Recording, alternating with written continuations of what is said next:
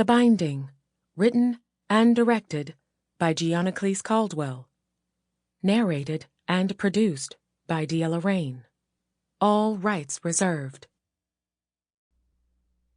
The Royal Proclamation of 1763. That lands beyond the heads or sources of any of the rivers which fall into the Atlantic Ocean from the west and northwest, or upon any lands whatever, which, not having been ceded to or purchased by us as aforesaid, are reserved to the said Indians, or any of them. Given at our court at St. James, the 7th day of October, 1763, in the 3rd year of our reign. George III. God save the King. Part 1. Deceptions. Beyond the great sunrise water, there lived a people who had iron, and those dirty, unnatural things, who seethed with diseases, who fought to death over the names of their gods. They had so crowded and befouled their own island that they fled from it, because excrement and carrion were up to their knees. They came to our island.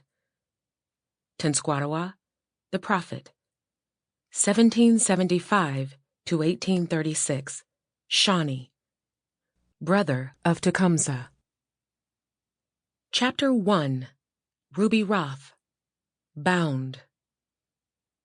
She will come to think of her youth as a time when she believed that just the right question would unlock the secrets of her past. So many mysteries, so many questions. They hang unanswered, links in an unseen chain, growing heavier with time. On this dark morning in the May of her 23rd year, the only question Ruby is asking is, will she make it to work on time? A clock sits on a shelf in the boxy room of the run-down motor lodge where she lives with her grandmother. It ticks. The numbers glare.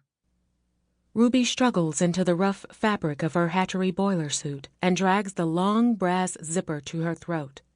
Like the clock, like the conscript ID, like the boiler suit, everything is pale blue, conscript class blue, CC blue. It's a color she knows used to be that of the sky. A moan comes from the pile of old quilts hiding her grandmother's wisp of a frame. The numbers on the clock flip. Late, late, you're going to be late. Ruby steps quick and soft across the fraying floor of the second-story flat. Another groan rises from the quilts. The blankets lift and rustle. The squares of faded patchwork shift and slip to one side. It's a quilt her gram sewed a long time ago. A shock of urgency shoots through Ruby. She's been waiting for her grandmother to rally, to be willing to answer a few more questions. But what if it's too late? What if she'll never learn the origins of the piecemeal squares? Is that fading pea-green bit of wool maybe from a coat that belonged to her long-dead father? And what about the single square, the only one of its kind, the one where if you pry open the stitched seam, spreads a gash of deep pink? Ruby's always been sure it once made up a section of skirt or dress or blouse from the mother of whom no one will speak. Her gram's moan slides up to a wail. It's a hammer inside Ruby's head, pounding, pounding, hard and true, down to the lowest reaches of her gut. And just for a moment, Ruby forgets. Just for a moment, she lets down her guard, lets her grandmother's pain reach out and bind her to the agony in the old woman's body. Graham's voice comes wobbly and frail, but still somehow cuts through the air like the slash of a willow switch. You're doing it, ain't you, girl? Ruby drops her hands to her sides, tries to rip away from the connection with Will alone.